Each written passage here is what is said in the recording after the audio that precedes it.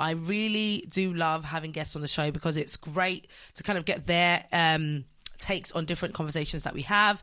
But also because you get to learn about people that you don't realize have so much influence in the spaces that we enjoy, in the media and the content that we enjoy. So, yeah, I would just say definitely always, when I have a guest on, tune in and make sure that you're listening into what's going on because, yeah, the conversation is always great and they do have a lot to share.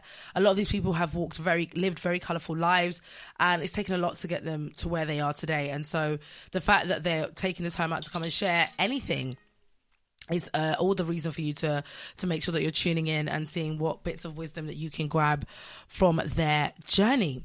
But I'm not going to hesitate any further. I'm going to get into the topics of today and I'm going to kick it off with the Balenciaga nonsense because let's be real, that has been a shocker for most of us. I think a lot of us were kind of always giving Balenciaga the side eye. They've always been, quote unquote, pushing the envelope when it comes to fashion. I don't know if you guys remember when they did the whole Ghana Must Go bags and they were retailing them for like 1 to 2k.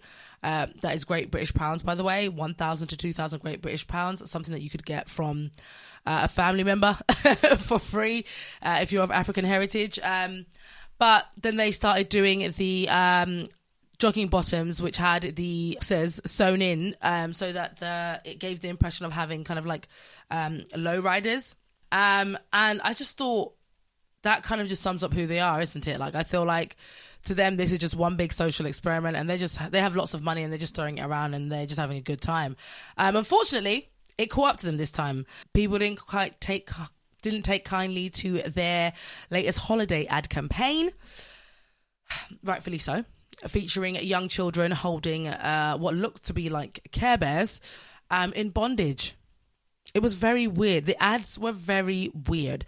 On the floor and around the children could be seen with yellow police tape and some articles to a very infamous case about child pornography. And I just kind of thought to myself, what was the thinking behind this?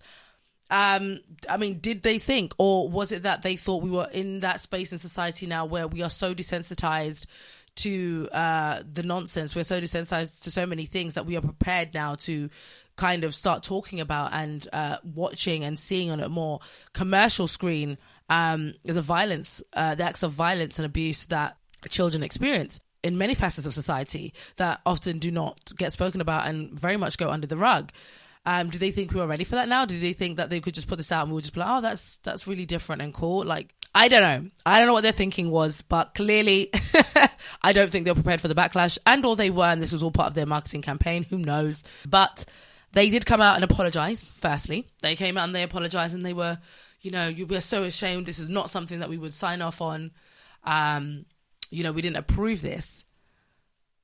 However, how is it possible Balenciaga, as long as the establishment has been running, could pour millions of GBP, Great British pounds, into a holiday campaign and not see the final product? I just don't believe that for a split second.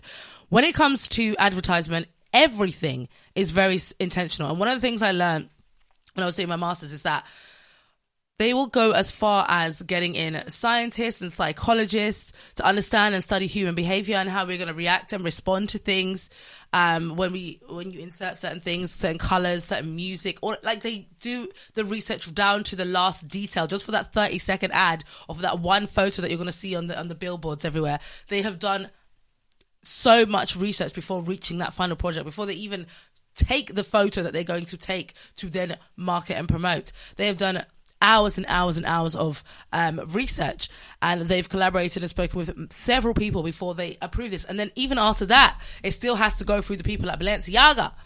So clearly there was a whole team, not just one person, there was a whole team of people that saw this and said the world is ready to see this. For whatever reason, they thought it was okay.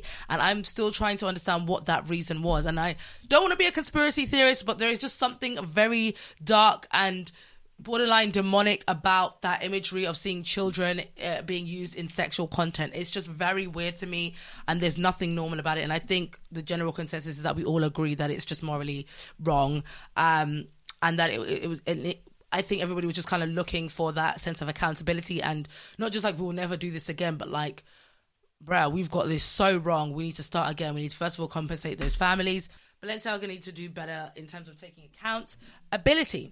Now, what I will say as well is that not only did they really just not take accountability as they should have, they then decided to file a lawsuit against the distributing company, the production company that they worked with. I'm like, really? And I knew that was performative. I knew it wasn't even going to last a week before they pulled that, because that was stupid, because the distributing company, the production company would have come back with all the receipts, and they weren't ready for that. But they needed to look like they were doing something about it, you know, that they were being remorseful and that, you know, this wasn't their intention. Yeah, right. So within I don't even know if it lasted for 24 hours, 48 hours, but they pulled that lawsuit, and rightfully so, because the receipts would have been long. This would have been one big scandal they wouldn't have been able to get out of. They would have done like Elon Musk, found themselves in something where now they ended up having to pay not 25 million, but maybe 3 times that for, you know, trying to act as if, you know, they didn't have a direct hand in the production of the advert that we saw. So obviously they pulled that. But not only that, it was just interesting because Balenciaga, obviously, once this came out, you know, well, not once it came out, but once there was, you know, a massive backlash, they didn't just remove that ad campaign. They removed 90% of the images on their profile, and then slowly but surely started reinstating some that they felt would pass the vibe. The creative director and also, I can't remember, somebody else, part of the kind of like marketing team in Balenciaga, also went and privated their personal Instagrams, and a lot of people were saying, who were following their personal Instagrams, were sharing pictures of things that they posted, and a lot of it was about like satanic rituals and kind of very demonic imagery. So if you know anything about the satanic cult and you know, just kind of like Satanism and that kind of like more darker side of spirituality, there is a lot of like child sacrifices, a lot of like perversion and pedophilia, but that's if you want to go and do your homework. I'm not going to delve into that too deeply, but to me, I was thinking, if these are the creative minds in the team, then I'll be surprised that this is the end product. And I think even the fashion shows, you know, having like, for example, Northwest in a GIMP mask, like there's a lot of things I think they've been doing over the past couple of years that have just been very suspect. And I think people have just been kind of going, because their faves like Kim Kardashian and Kanye West have been championing the brand so loudly. I think people have just kind of been smiling, doing the awkward smile and just brushing it off. But I think seeing children visibly used in that way was kind of like the final straw, and people like, we just cannot be quiet about this. And I'm glad, and I hope that kind of has a domino effect in that, you know, when we see things that are very untoward, especially which kind of put children in those scenarios and spaces to be, you know, sexualized or victimized in that way, that we would speak up as a society, as we did in this campaign, and that we would have that energy every single time, because I don't know where the world is going, but it hasn't looked pretty for a very long time. And it's worrying to me that now a lot of these things that we would have considered negative or bad are starting to kind of be blurred, and people are starting to feel like, well, is it really bad? Like, no, there are certain things that are just inherently evil, that are just inherently bad. And that campaign and what it represented, from my understanding, is inherently evil. And I don't see why, you know, I'm so glad that people spoke up about it, but I also don't see why a brand like Balenciaga would even encourage this kind of narrative. But it makes you think about everything when it comes to businesses and you know, these powerful people. You know, really excited for you guys to meet her and get to know her. I've got none other than the lovely Paula Melissa. Hi girl. Hey, how are you? I am good, thank you. How are you? I'm good, not too bad. Glad to have you here with me. I appreciate it. I am loving this. Thank you so much for joining me today. I really appreciate it. I'm really excited to kind of talk about all things you. Okay. And also play a little fun game later on in the show. Yes.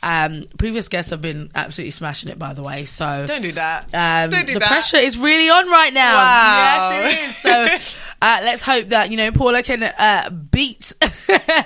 We had Sev on here last week, and she also did the same game as you. Okay. And that was funny. I'm not gonna lie. She said she wasn't a rapper singer, so that's fair enough. But I have faith that you are going to deliver. I love that you have faith. I love that for you particularly. Yeah. It's brilliant. Well, thank you so much for being here. So, I guess for people that may not know you yet, please let them know who you are, what you do, and we can just get into this conversation. Sure. Hi, everyone. Hi to everyone watching and or listening. Hey. I am Paula Melissa. I am a content creator, a speaker, presenter, podcast and event host as well. Yes, like I said, I run a couple podcasts. I run the SheHH podcast and also the Hermosas Chicas Negras podcast, which is a Spanish, it's in English, but it's a Spanish podcast. Yeah. And yeah, I do stuff online. I work in social media. I'm a presenter, and yeah, that's me in a nutshell.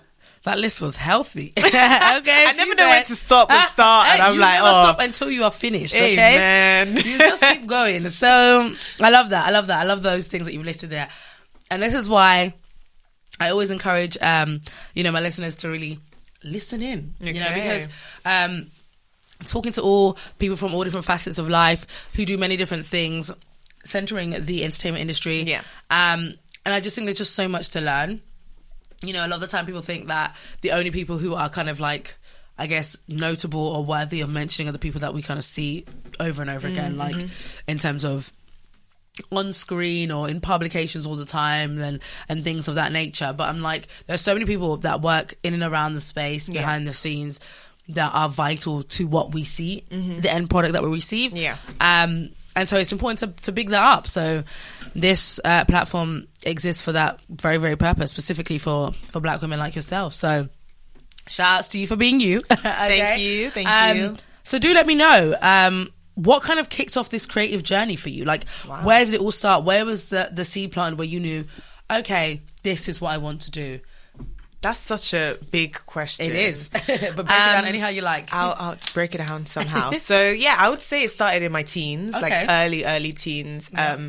From age 13 to like 15, I really wanted to work in media. I just felt like I had a story to tell. Don't tell me, I don't know what that story was, but I was so sure at age 13 I had something to tell the world.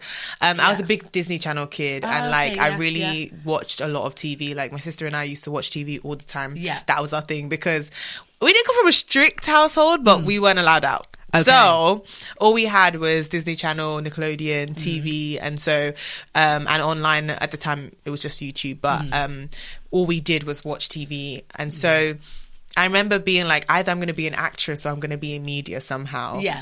And I didn't think I was going to be an actress. I felt like it was a bit too long, that it took too much of your life. So I was like, okay, I'm going to be in media somehow. And so age, I want to say 14, 15, I started a blog. I started a YouTube channel.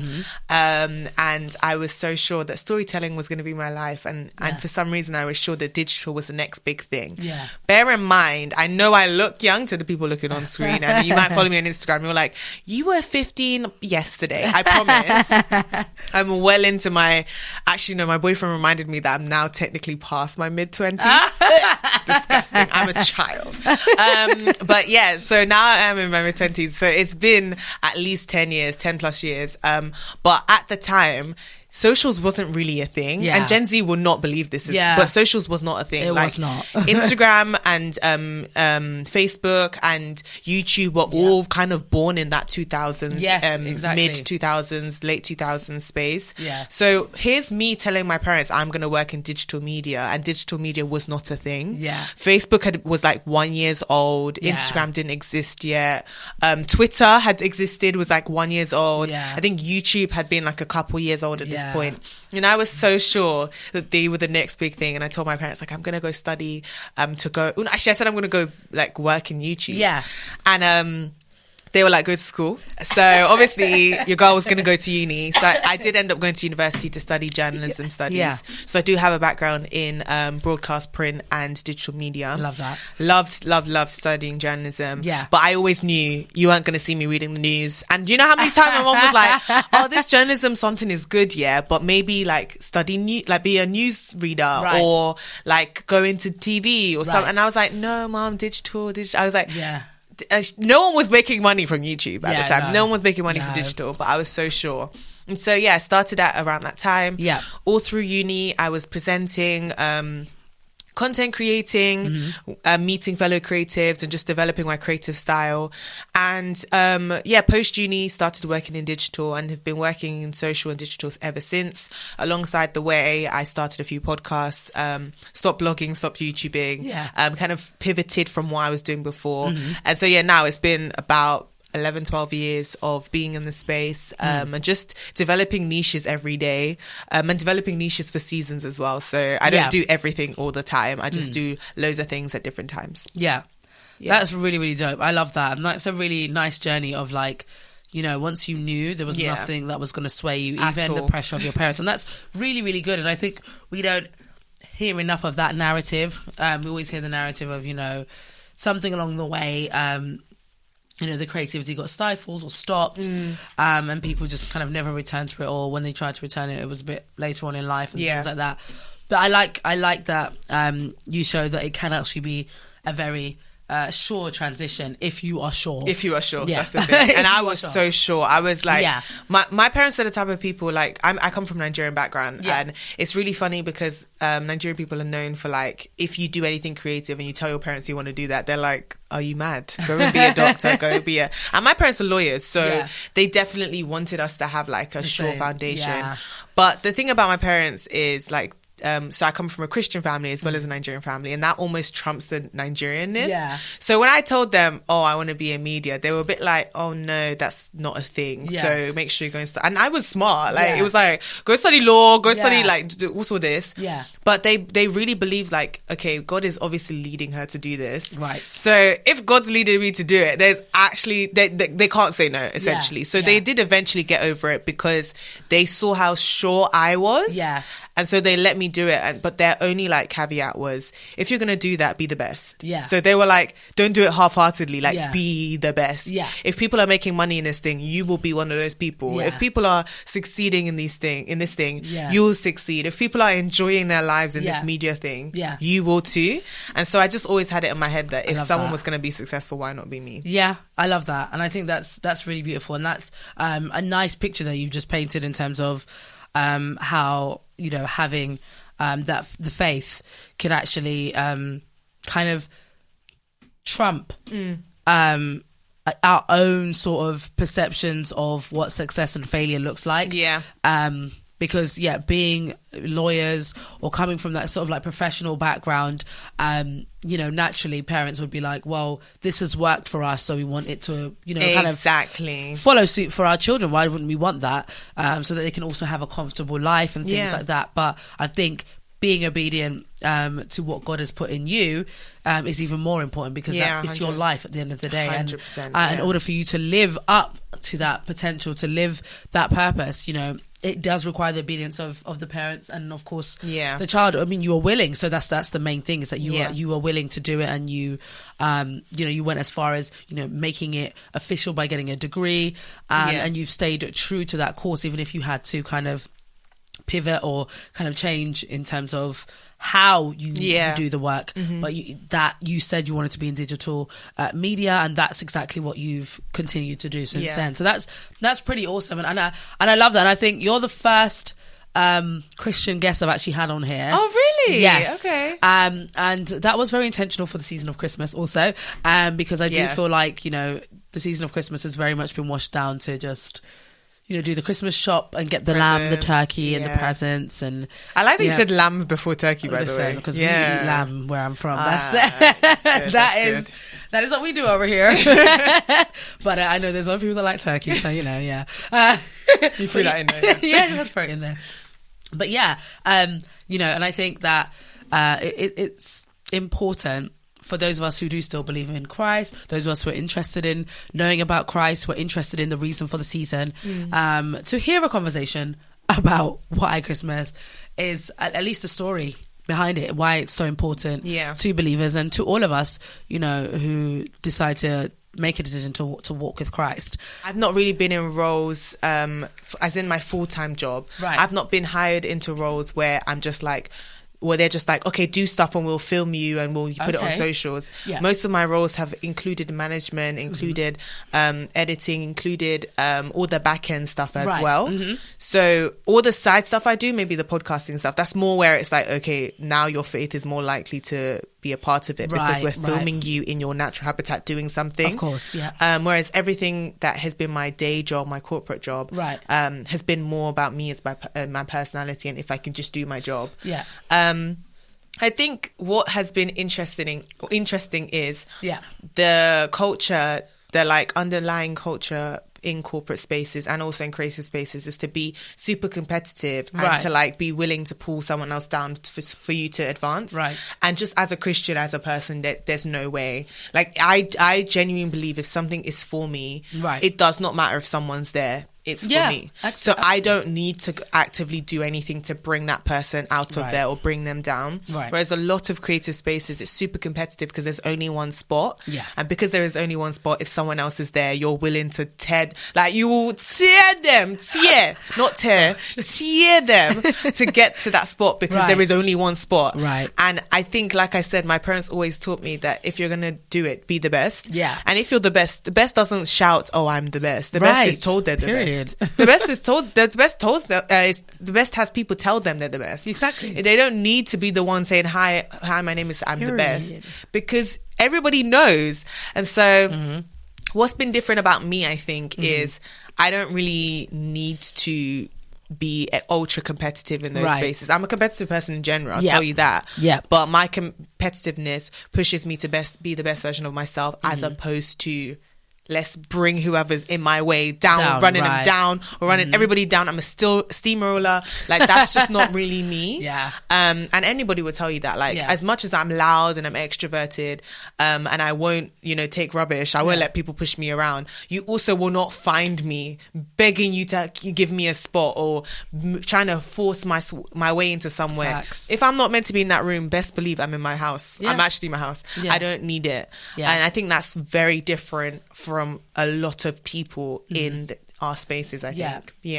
No, I love that. You've explained that really, really well. And I think it's so true. Like, I think in those spaces, you definitely have people that are purely driven by the fact that, in order for me to be seen, to be heard, to be successful, to be accepted, I need to rub out the other person in my way. Rub out completely. Literally rub them out. And it's just like, no, if you actually just stood on who you were and what you possess and that you nurtured that would actually take you a lot further because that's where your strengths lie. So I just think it's very interesting, actually, being a Christian in these spaces. And I feel like as I've come back to like rededicating my life to Christ and being more intentional on this journey, I've noticed that difference a lot because before I was definitely not I feel like I was the competitive type, but that was like in school because school was, I won't say easy, but I got it. I understood school. I liked school. It was fun to me. I enjoyed it. I was very happy being in the library on my lunch breaks. Like I didn't really care. Like I loved school. So to me, school was like, oh, okay, that's fine. But then when it got to like work, the real world, I said, what is this? These people are, this is crazy. But because I wasn't trying to compete to be the best, I just wanted a check so I can go out with my friends. And I'm just trying to fund my lifestyle. I was genuinely just trying to find my lifestyle when I finished school. When I finished uni, I was like, I just need to go travel and eat. That's it. I'm Gucci. That's all I need money for. I don't need nothing else right now. So I was very, very comfortable those first few years. And then once I started like, okay, I know now that I want to do music. I know now that I want to have my own platform and things like that. That's when the intention kicked in. But then I also realized, oh my gosh, there's not a lot of people that actually want you to come into this space. And want you to succeed. And they don't want you to succeed. Everybody's waiting for you to fall down. Fall on your backside, For break real. your neck, break your back. All of it. Lose your legs, lose your arms. Like, literally just about have a mouth to speak with. Do you know what I mean? If you can lose that too, they'll be very happy. They'll actually be applauding. And I was like, this is another level. So I wanted to ask you, actually, do you have those moments in your journey where you feel like it's so blatant or obvious that people, situations that occur are genuinely trying to steer you away from what you know you should be doing? Yeah. Or people trying to redirect you. And it may not always come from a malicious place. Yeah, it may not. Yeah. It may not. People just may genuinely think, well, have you tried, or have you thought about, or why don't you, or I think this would be better for you. And how have you kind of circumvented that? How have you kind of come back around and, you know, kind of reaffirmed what your position is and where you're headed? That's good. I think for me, so I joked about looking young and all this stuff. Yeah. But genuinely, that's something I've battled my whole life. Like, I was a teenager looking like an infant.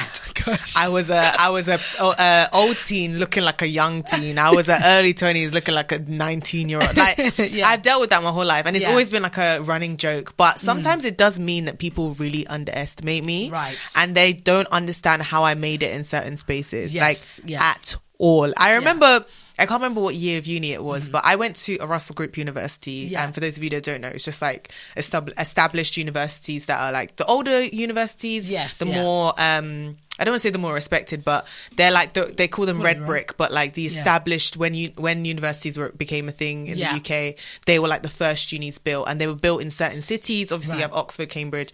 I went to Sheffield University. It's really good for media and journalism. Actually, number one. It's been number one for like 10 years now, and it was hard to get into. Like they don't let any Tom, Dick, and Harry into that course, and there's not that many people on the course. It's like 100 people or something in each year.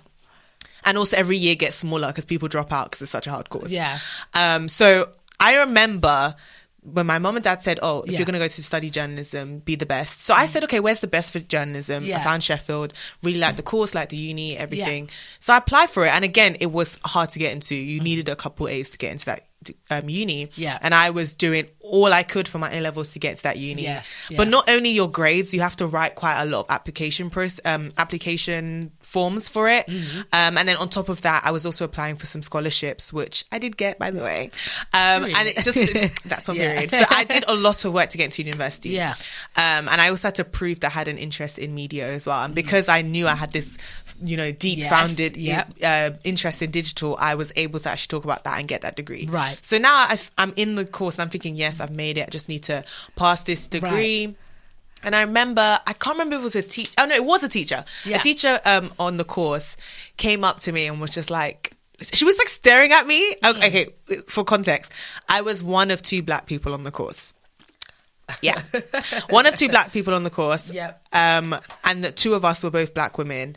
And so we stuck together, and everyone in that course was quite, there was a lot of like children of famous people, children of accomplished journalists or accomplished media people who they're not going to struggle for a job type thing.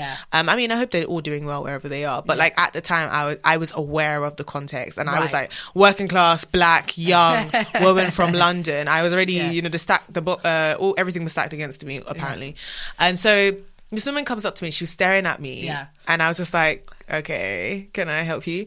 And she just went, Paula, how did you get here? And I'm thinking, I took the bus, like my accommodation is down the road. Like I was so like, my naivety, because there's no way that she means anything other than how did I get here from my accommation. So I was like, I just took the bus, like I'm only down the road. She's like, no, like, how did you get a place at this university? And I just looked at her. My mouth was open. Some people. Literally, my mouth was just like, you're a lecturer. And then she was like, did you go to like a private school? And I was like, no, I didn't. She was like, did you go to a grammar school? I was like, no, I didn't.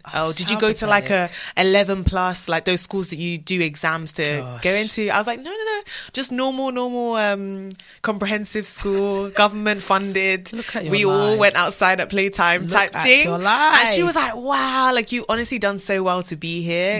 I was like, what? And I remember in those moments you have to play dumb. I said, why is it such a miracle I'm here? Why? Like, I was literally looking at her, like, please enlighten me. Enlighten me. Because I want to be enlightened too. What is it about me that's so surprising I'm here? And she was just like stammering, like, I don't know how to explain it, but I think you guys have just done so, because it was me and the other girl that were there. You guys have done so well to be here. And I was just like, thank you. And she looked so uncomfortable and she left. And I remember just laughing. We both laughed in that moment, but I just was like, so many people do not understand how I'm here. Yeah. This is not to say I've, reached new levels or whatever, but people are surprised by you being comfortable and confident in who you are. People are shocked that you, with all the things that are supposed to be against you, are brave enough to even open your mouth. Like, we're in the room and you feel comfortable to talk. We're in the room and you feel comfortable to make us laugh. Come on now. And they genuinely are always full of shock. And for me, it takes a lot for me to be intimidated, like, full stop. I might be intimidated internally. You will never know. I'm so sorry. So, I like to make people laugh. I like to make people feel comfortable. So in a lot of spaces, and especially because of university and the doors that open up for me, I was in a lot of white spaces. And not just a lot of white spaces, a lot of like upper class, privileged spaces where if you're not like them, they expect you to feel uncomfortable. So they thrive off it. Yeah, they do. So when you're there, cracking all the right jokes, making everyone laugh, making everyone gravitate towards you. I also don't dim my light. So again, because of uni and because I was part of certain groups, I was in a lot of like ballroom style places and I dressed up. I showed out. Because I came from a family where we dressed up for Sunday. So it's not you in your small little black dress that's gonna intimidate me. I'll come with sequins, beloved. Sequins. So a lot of the time, I think I was underestimated. So, first word is fun. Go for it. I like to have fun. Ooh. It's so good. Right, tell them about it. Every day I like to have fun with my friends. Wonderful, yes. Sunflower. Okay. I love a little sunflower. Yes. This is bad. I promise I can't sing, guys. Okay. Sometimes when I go outside now, I see a little sunflower. Don't know why I'm singing in an American accent, but it works. Oh no. Sometimes even, I don't know. Give me another word. I love it. Okay, let's keep it going. Happy. Okay. Every morning I wake up, I feel happy, cause my life is good. God is good, yes, he's good. That he is. You should be happy Igloo. too. Igloo. Yes. What am I doing with igloo? Okay. I don't know, okay. You tell Yeah. me. So, it's cold outside like an igloo. I'm sitting in the igloo like cold. Oh Lord, I'm cold. Heat me up. Okay. I don't know what to tell you. Roof. Okay. As in like roof? Roof of a house. Oh, a roof. Okay. Yes. Sitting in the roof. I don't know why I'm always sitting. I'm sitting in the roof, going one forward. Okay. When I'm walking down the street, looking for a roof, looking to eat. Ooh. Yeah, that barely rhymes. Okay. But I can do it all the time. Joseph. Okay, yeah. So my friend Joe, know him as Joseph. I call him Joe. Saw him down the road. Yes, man, Joe. Yes, Joe. Adam and Eve. Okay. Adam and Eve, they're the ones who started it all off in our heart. And I know them, not personally, but hey, it's Adam and Eve. Christmas. Yeah. Okay. 1, 2, 3. Christmas, love some Christmas. What a great time, it's Christmas. Christmas. What? Christmas. Come on now. Christmas. I hope you're singing at home. Come on now. Christmas. This song is so easy, guys. Yes. Christmas. Thank you so That was so much. bad. Oh my God. I promise you guys, I can actually sing. I believe you because I heard it in the beginning when you started. You was like, I said, she She was here talking about she can't do it. She's going to disgrace herself. I disgraced myself. I did. But the thing is, I don't embarrass easily, so that's fine. I love it. It's all about fun. It's fun. It's fun. Yeah, we all have things we're not good at. That's why the games are very varied. Yeah. So some people have got their strong suits, some people don't. And I always prefer to pick the things I'm not good at. Because, do you? Yeah. I just misread the question. I genuinely thought this. I was like, word association. I'm gonna kill this. Yeah. I just misread it completely. We had a little bit of song. Yeah. It's a music platform. It's a music platform. So we had to inject it in there somehow. But thank you so much for being here today. I really appreciate it. It's been so good listening to you. So good hearing you. I don't know if you want to. Don't feel no pressure. If you want to share like your favorite verse that you want to encourage people with in this time, in this lovely season of celebrating the birth of Christ and understanding the sacrifice that God has made. Is there anything that you want to share with anyone? So I don't know the exact Bible reference. Yeah. I can't remember the exact Bible reference, but in Isaiah they're prophesying about the coming of Jesus, right. And it says, unto us a child is born, unto us a child is given. He onto his shoulders will the government be, and he will be called Wonderful Counselor, Prince of Peace.